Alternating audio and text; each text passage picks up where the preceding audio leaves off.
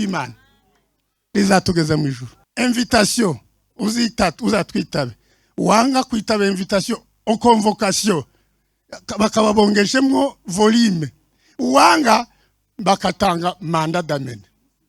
Simusiga nasanze ijambo ry'Imana atari invitation, nasanze atari na convocation, ahubwo nasanze ari mandat d'amener. Ijambo nibwo bugingo, ijambo nibwo buzima. Kutumva ijambo n'ukwihemukira, kutumva ijambo n'ukwinyaga. Ntukatubeshe ngo wahuye n'Imana irasete ibintu bidashobora kutumva. Zumva iryo jambo. Ibintu twebwe wabwira kino cuma ngo wacumbawe, ariko Imana yakibwira cyava ahangaha kandi ntitugweho. Ibintu turatubwira ntibyumve, iyo byumvishije Imana biribwiriza. Haleluya! Amagufwa ngo amare kuyahanurira, amagufwa ngo arumva, ariko amagufwa yari amaze iminsi muri ico kibaye, nta wundi wo yabwiye ngo yemere ngo agihanura ngo yumvise. Isi nayo ijabo iratigita, itangira kuja mu mwuka kubera ijambo. Isi iruzuzwa, itangira gusukuma amagufwa, igufwa risanga ryene wabo, isi risanga ryene wabo, igufwa risanga ryene wabo, amagufwa yose aja kwiretrouve yageze mu mwanya. Haleluya! Kubera ijambo ry'Imana ngo rifite ubuzima. Elle est vivante. La parole de Dieu est vivante. Haleluya! Abantu bose bo mwisi yose bovuga ngo bararyanze ryo kwibera hariya rikabarizima rigakora ibyaryo. Aramubwira ati ushishwa butindi, ujuho hanabi, ni gute wabangurira umugeri gutera umuhunda amacumu? Urizanye umugeri ngo utere icumu umugeri aticisha make. Imana ibabariza hariko ingaruka ukazirengera. None se niba warasambanye ukabyara uri umukobwa, uragira ngo wa mwana azanyika ashire amabere asura hagarare bakurambagize? Ibishoboka tuzabukira ifiye, uzaba fiye mere.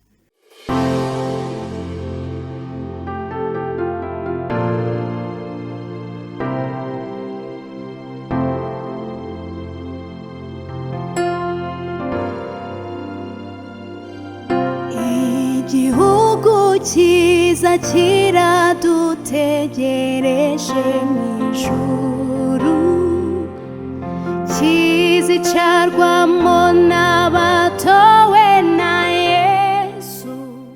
Yesu wacu nashimwe. Haleluya, haleluya. Reka twinjire mu ijambo ry'Imana, dusome urwandiko rwandikiwe Abiheburayo bice 4 n'umurongo wa 12. Nindangiza kuhasoma mwene data bimenye nawe araba yiteguye kunsomera Yesaya bice 55 umurongo wa 10.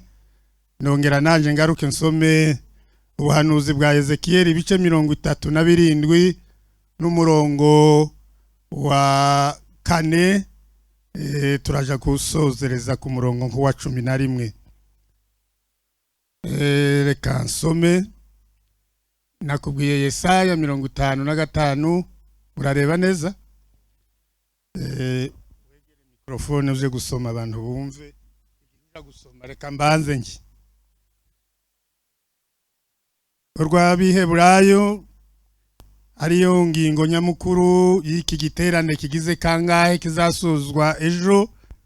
Mwagiye muri garukaho kenshi kandi natwe ndahandi twahera ataraho mwatangiriye, kandi baravuze ngo biryoha bisubiwemo.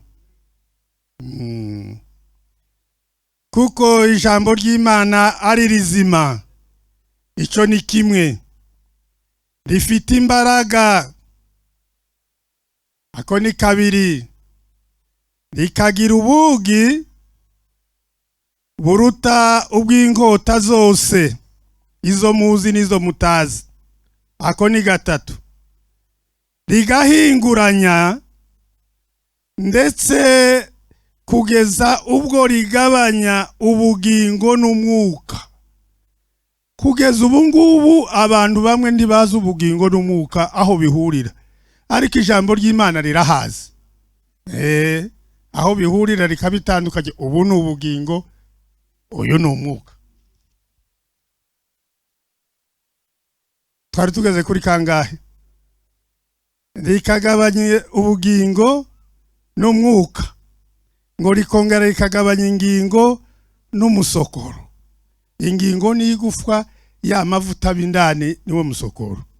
Ijambo ry'Imana riza rigera n'iyo ngiyo rikabitandukanye. Ngo kandi ngo rikagenzura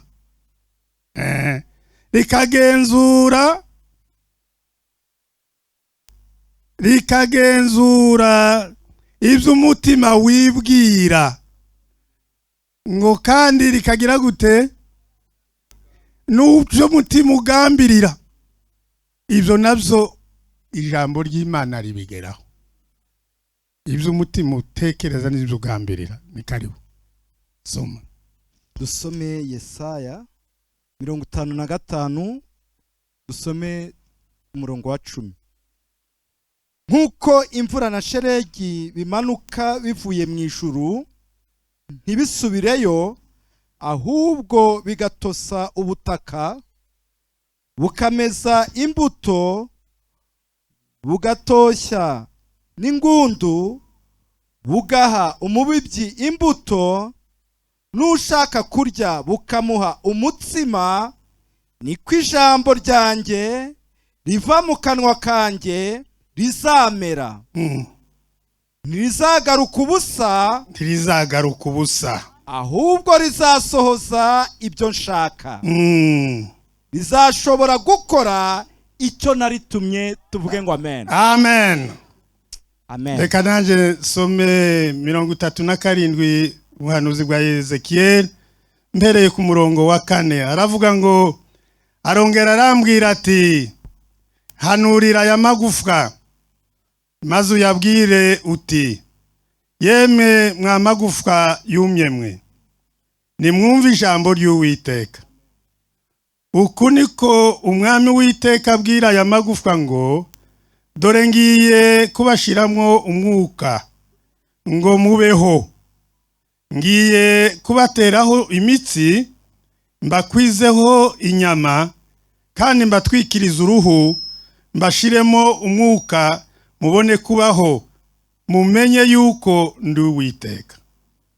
Nuko mpanura uko nategetswe, ngihanura habaho guhinda, mbona isi itigita, amagufwa araterana, igufwa risanga irindi ryaryo. Nuko nitegereje, mbona imitsi yafasheho, maze inyama ziyameraho, zoroswa uruhu, ariko nta mwuka wari ubirimo. Maze arambwira ati, hanurira umuyaga, uhanure mwana w'umuntu, maze ubwire umuyaga uti, uku niko umwami w'Iteka avuga ngo, uturuke mu birere bine, wa mwuka we, uhuhe muri iyo mirambo kugira ngo ibeho. Nuko mpanura uko yantegetse, maze umwuka uyinjiramo, nuko ibaho, ihagarara ku maguru yayo, yiremamo inteko nyinshi cyane. Mumfashe muvuge ngo amen. Haleluya. Imbaraga z'ijambo ry'Imana, imbaraga ziba mu ijambo ry'Imana mu mitima yacu uko rikora.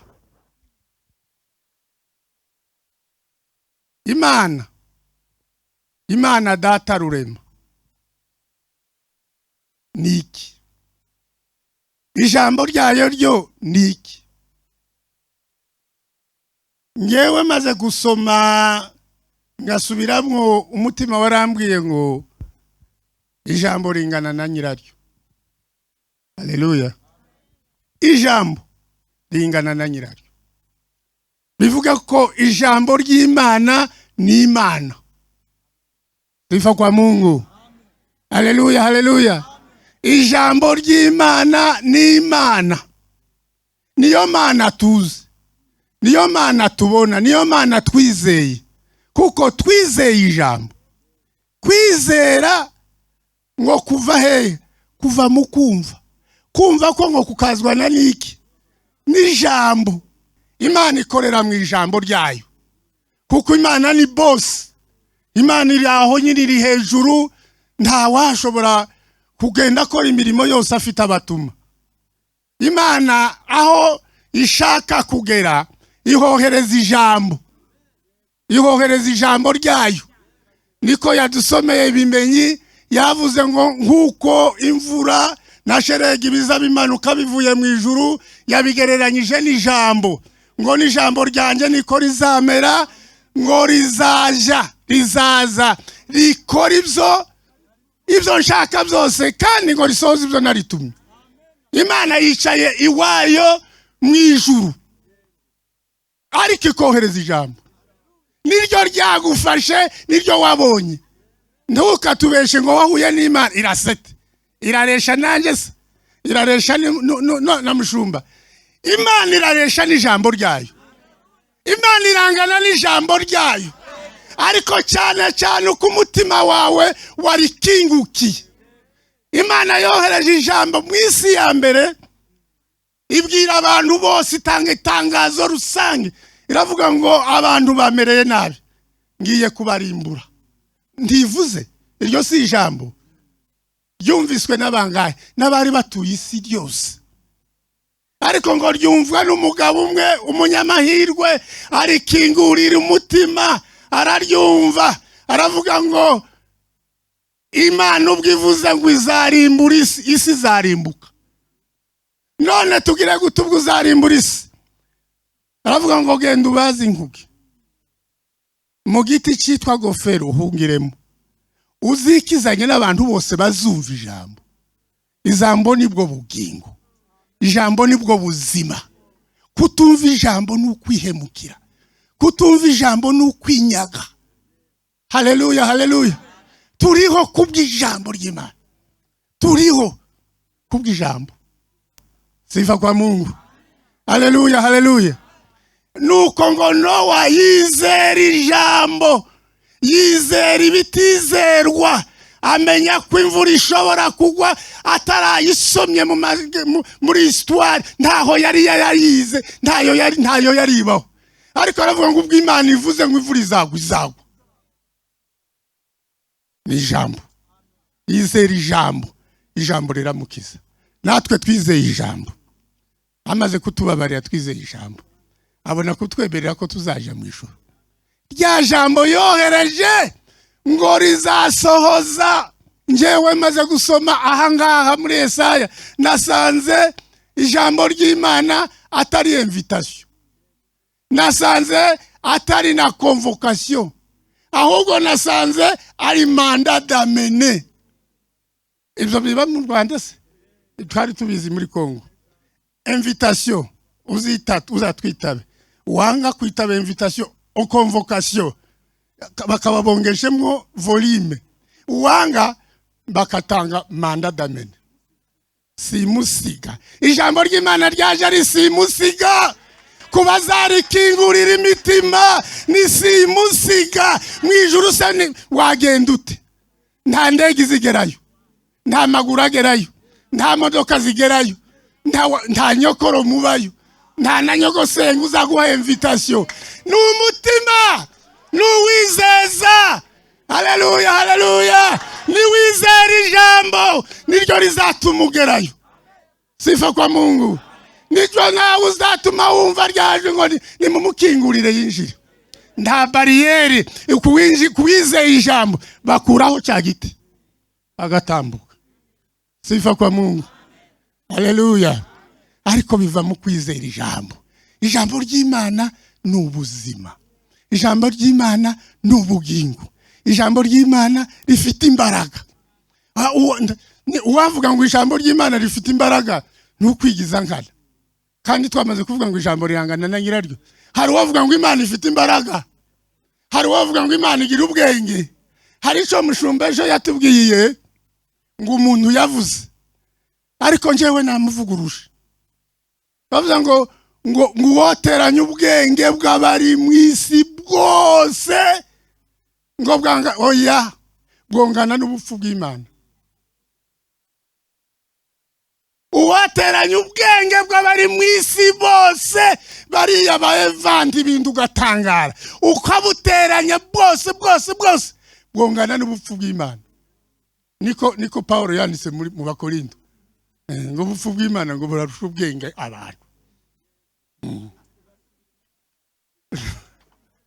Uwateranya ubwenge bwose bwacu twebwe abari hano n'abari mu Rwanda n'abari muri Afrika n'abari mu makontina yose ko ari 5 akabuteranya bwanganya n'ubupfu bw'Imana.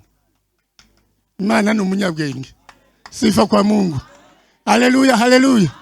Haleluya, haleluya. Ijambo ry'Imana ni rizima. Ni rizima. Rifite ubuzima ridakomora ko handi.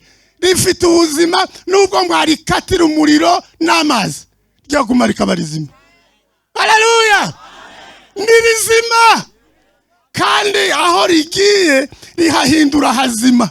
Timwumvisha ubuhanuzi bwa Ezekiyeli bwahanuriye amagufa yapfuye hanyuma arumagurika hanyuma aratatana ariko ngo yumve ijambo. Haleluya. Ngo yumve ijambo amagufa reka mvuge naka kandi ijambo ry'Imana kuko rifite imbaraga ibitatumva rizari bizumva. Ese mbivuze neza? Ibintu bidashobora kutumva zumva iryo jambo. Ibintu twebwe wabwira kino cyuma ngo wacumbawe ariko Imana yakibwira cyava hangaha kandi ntitugweho. Haleluya. Ibintu bitatwumvira ibintu turatubwira ntibyumve iyo byumvishije Imana biribwiriza. Haleluya. Iyo byumvishije ijambo ry'Imana biribwiriza bikava mu nzira. Haleluya. Hanyuma Ezekiyeli ngo arahanurira amagufwa ngo amare kuyahanurira amagufwa ngo arumva ariko amagufwa yari amaze iminsi muri ico kibaya nta wundi wo yabwiye ngo yemere ngo agihanura ngo yumve isi nayo iratigita itangira kuja mu mwuka kubera ijambo isi ruzuzwa itangira gusukuma amagufwa igufwa risanga ryene wabo isuba risanga ryene wabo igufwa risanga ryene wabo amagufwa yose aja kwiretrouve yageze mu mwanya. Haleluya. Ijambo niryo riza rigira mise en place gendushe mu mwanya wawe. Ijambo amagufwa ngo aja hamwe arumva ngo amare kumva ubuhanuzi burasora imitsi iraza inyama ziraza uruhu ruraza rurabyororosa ariko ngo biba intumbi birasinzira bitegereje ijambo. Haleluya, haleluya.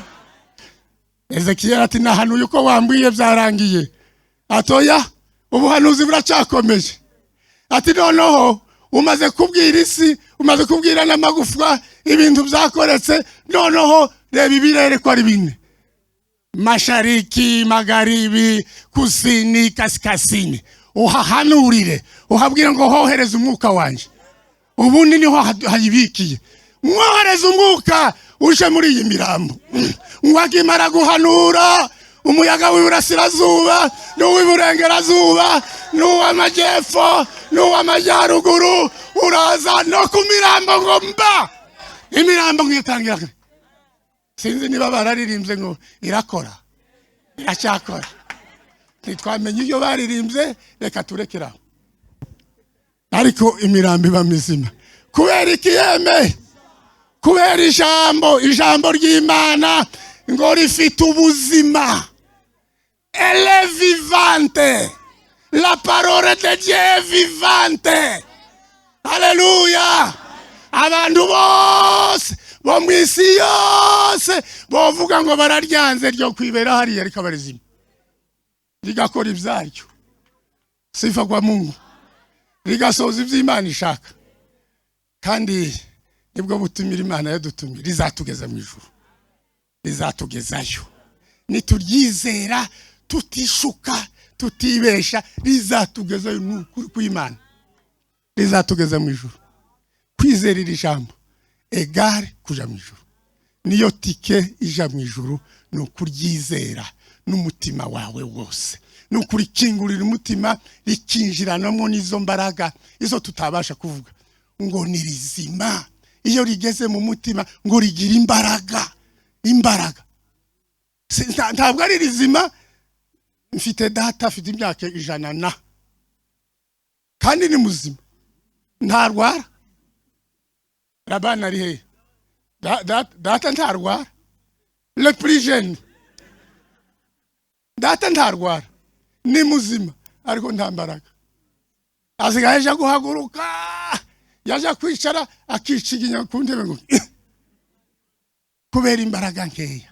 Ariko ijambo ry'Imana ryo ni rizima kandi ngo rifite imbaraga. Haleluya. Rifite imbaraga z'umwimerere mushumba. Rigira imbaraga. Aho ryo ushaka kugunyuza tuzi ko ufite ibiro byinshi. Yo ushaka gucisha muri kariya kadirisha wocamo. Uzaho ryashishije Filipo amaze kubatiza yatowashi. Uzaho ryamucishije ngo ryaramurengeje ngo yibona yisangiye Azoto. Ni Azoto arya ngoje kwisanga Azoto kuko ijambo ry'Imana rifite imbaraga. Izo mbaraga nizo zizaturengeza tukisanga mu ijuru. Sifa kwa Mungu. Ngo rifite imbaraga. Akandi kantu keza. Hanyuma hari akandi kantu keza muri ibi bitanu biri mu Baheburayo. Yavuze ngo rizari risogota rirahinguranya. Guhinguranya ni ugusogota. Iyo naniwe kwizana rigira inkota yo gusogota. Ryasogose Sawuli ngo kandi bavuze hepfo ngo rizarigenzura n'iby'umutima utekereza n'ibyo wibwira. Sawuli ngo agambirira kugirira nabi abiyo nzira. Arabigambirira mu mutima, arabyuzuza, asaba inzandiko, aremererwa, ahabwa abasikoti kwagenda kubafata b'Damasiko, akabica abana akabafunga, akabasimbanganya, akabakandagira uko ashaka. Ijambo ry'Imana riramugenzura, riramumenya, rigenda kumutegera ambushi hagati y'Damasiko ni Yerusalemu, rirahicara. Nugera hano turabonana. Haleluya. Yicara aho ngaho ritegereza Sawuli n'ikambazi ryose n'abasikoti bari inyuma. Shefu agiye gufata abantu ngo rigeraho ngo uzi icyo yabanjije kumugirira. Ryabanje kumucanira maremare. Haleluya. Ni mu icyubahiro Yesu.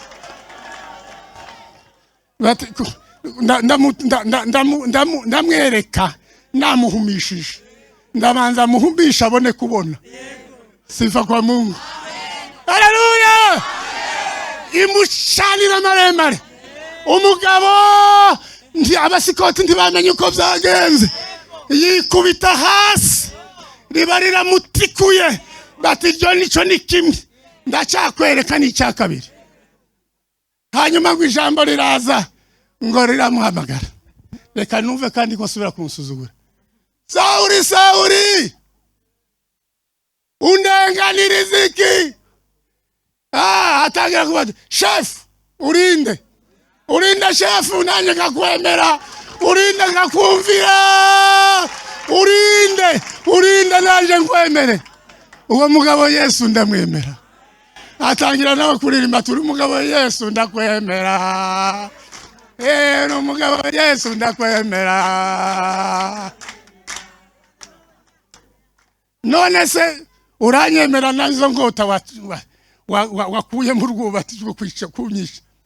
aramubwira ati ushishwa butindi ujuho nabi ni gute wabangurira umugeri utera umuhunda amacumu uranye umugeri ngo utere icumu umugeri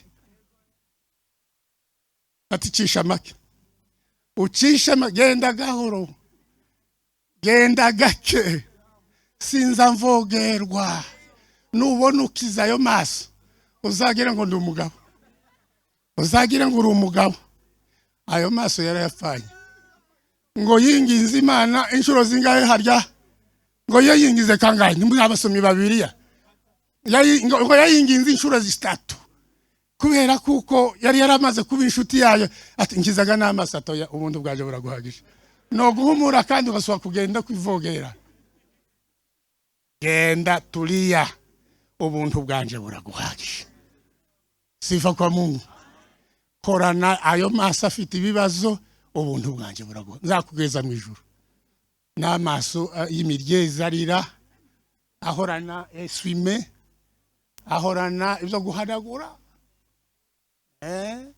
Imana ibabarira hari kingaruka ukazirengera ukazirengera tu none se niba warasambanye ukabyara uri umukobwa uragira ngo wa mwana azanyika ashire amabere asura hagarare bakurambagize ibishoboka tuzabukira ifiye uzaba fiye mere uzakubenguka kuri fiye mere izo ni ingaruka ugomba gusiporte ijambo ry'Imana irahingura yigeze gucumita abandi bagabo b'abayuda muri disikuru ya Petero wa munsi wa Pentecote umaze kuba abarababwira bati bari abasinze Petero ngo aja gufata ijambo ababwira inkuru za Yesu ariko kandi ntiyavuga abebera arababwira ati wa mugabo mwaraye mwishe mukamubamba Imana ikanga ko akomezwa n'urupfu ikuzimu ikamuzura ubu yarazutse ari mu ijuru yasubiye mu bwami bwe kuko yarabukumbuye ujya gufatwa yabwiye Imana ati ndakumbuye nkumbuye harya narindi ntaraza mu isi unyubahirize Imana yari imaze kumwubahiriza ngo yohereze umwuka wayo ati niwo wagwiza ngabo none mwihane ngo iryo jambo rirabacumita ijambo ry'Imana riracumita rigahinguranya ngo bamubaze uko abigenza arababwira ati nimwihane namwe y'impanira biyanyu n'abana banyu ijambo ry'Imana rirahinguranya ifite imbaraga zo guhinguranya ritagombye abahanuzi ngo babanze baje mu mbuga nakubonye bwa bundi oyaye nta wundi muntu iri rihagije kuguhanurira kuko rigenzura rizi gusonde niko bavuze mu gifaransa la parole sonde même les pensées sifa kwa Mungu ibyo watekereje umugore atazi muri mu gitanda Imana irabisonde ikabimenya ntirinda umugabo ngo ikwemeze ryonyine rifite imbaraga rikagutsinda kandi ririhagije sifa kwa Mungu haleluya haleluya ijambo ry'Imana ririhagije nirizima rifite imbaraga rifite ubutware rifite ubushobozi yewe twarivuga twarara hano narekera hangaha abashumba bamfasha narekera habaririmbyi mwaraye muririmbye abantu baraye bantirishaho nari nasomye baraye bahamaze nayote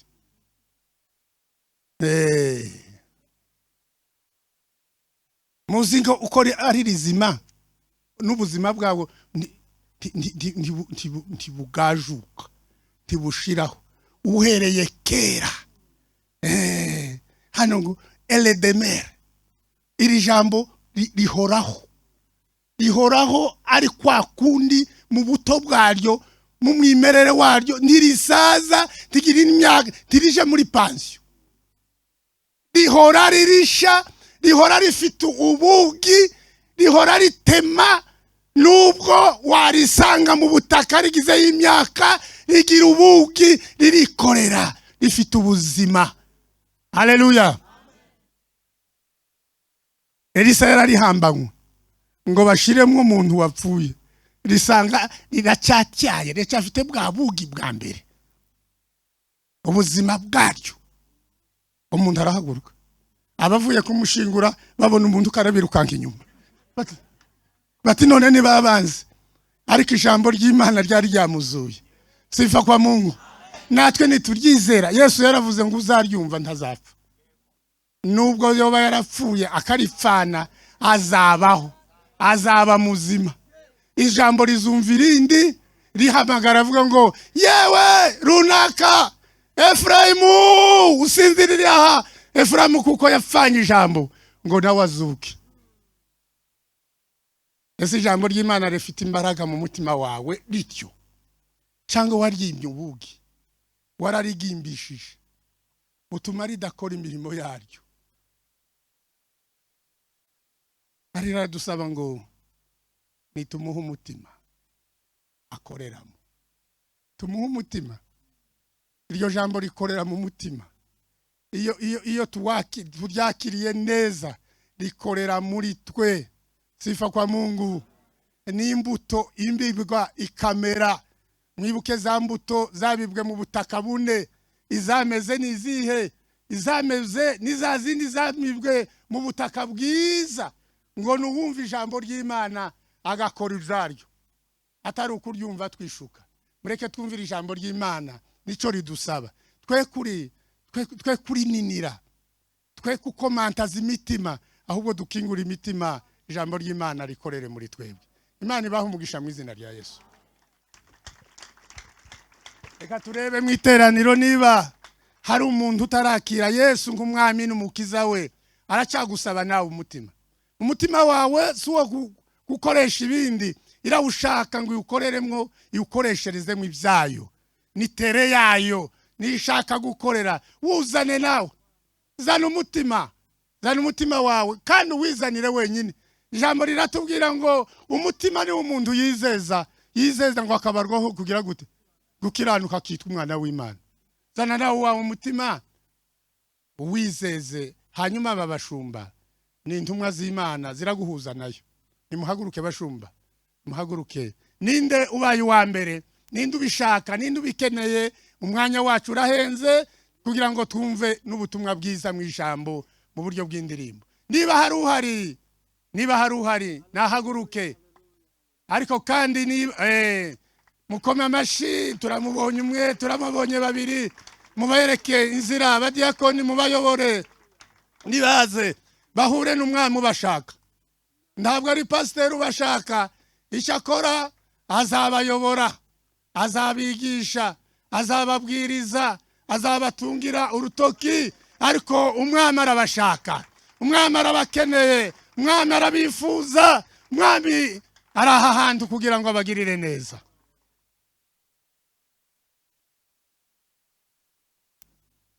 munyemerere Beteri muhaguruke nimwe mwatanze menshi ariko nabandi nabo mwarishe moto utaraje imodoka yarishe moto utarishe moto yaje n'amaguru muze dushimira Imana hamwe kuko Imana yironkeye abantu abangaba si batoya mu bwami bw'ijuru iki giterane mwoba mwaragikoze mutekereza ibindi ariko Imana itekereza abangaba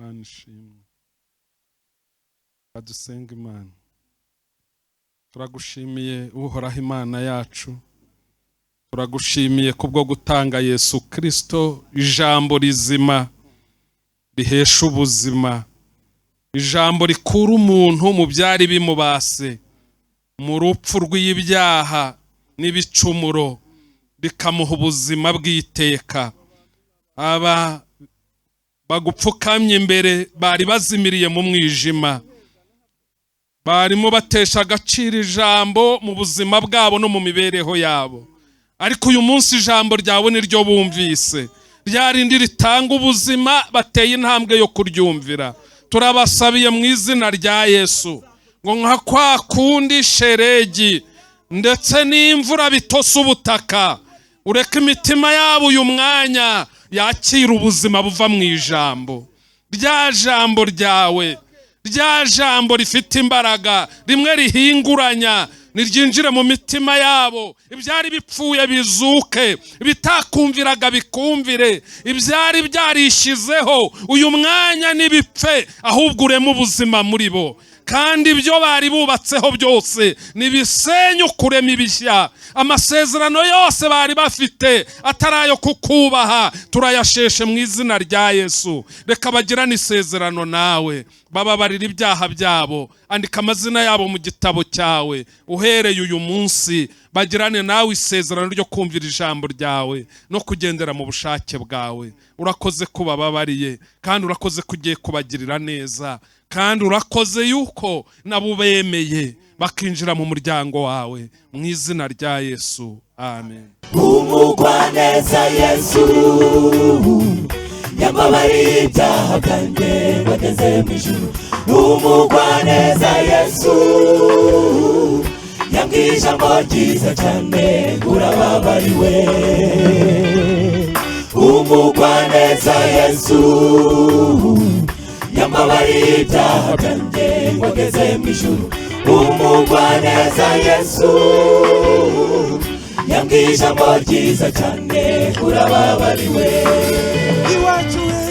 Iwacu heza tuzagerayo, iwacu heza tuzabona amahoro, iwacu heza tuzabona Yesu, iwacu heza tuzashimira umukiza. Iwacu heza tuzagerayo, iwacu heza tuzabona amahoro, iwacu heza tuzabona Yesu, iwacu heza tuzashimira umukiza.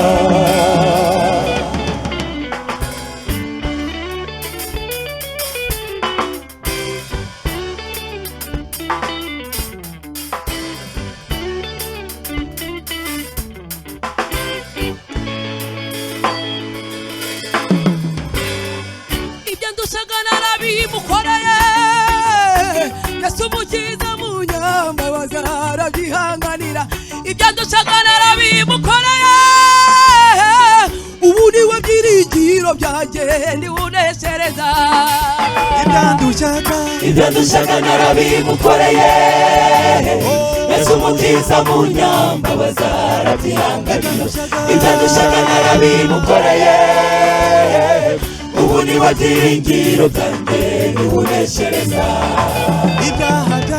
ibyo dushaka narabimukoreye Yesu umukiza mu nyambabazi arabyihanganira ibyo dushaka narabimukoreye ubu niwe byiringiro byanjye ndiwuneshereza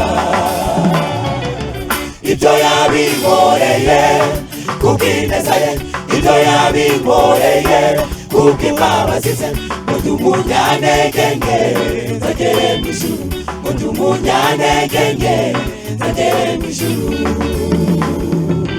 ibyo yabinkoreye kubw'ineza ye ibyo yabinkoreye kubw'imbabazi ze ndi umunyantege nke nzagere mu ijuru ndi umunyantege nke nzagere mu ijuru ndi umunyantege nke nzagere mu ijuru ijamanga bangawe akabineza ye imbabazi n'ubugwaneza bwe Yesu zame gutura iwawe mw'ijuru bajyagusingizanya n'abamarayika icyama nk'aba nkawe akabineza ye imbabazi n'ubugwaneza bwe Yesu zame gutura iwawe mw'ijuru anamusingizanya n'abamarayika iwacu heza, tuzagerayo iwacu heza, tuzabona amahoro iwacu heza, tuzabona Yesu iwacu heza, tuzashimira umukiza iwacu heza, iwacu heza, tuzagerayo iwacu heza, tuzabona amahoro iwacu heza, tuzabona Yesu iwacu heza, tuzashimira umukiza.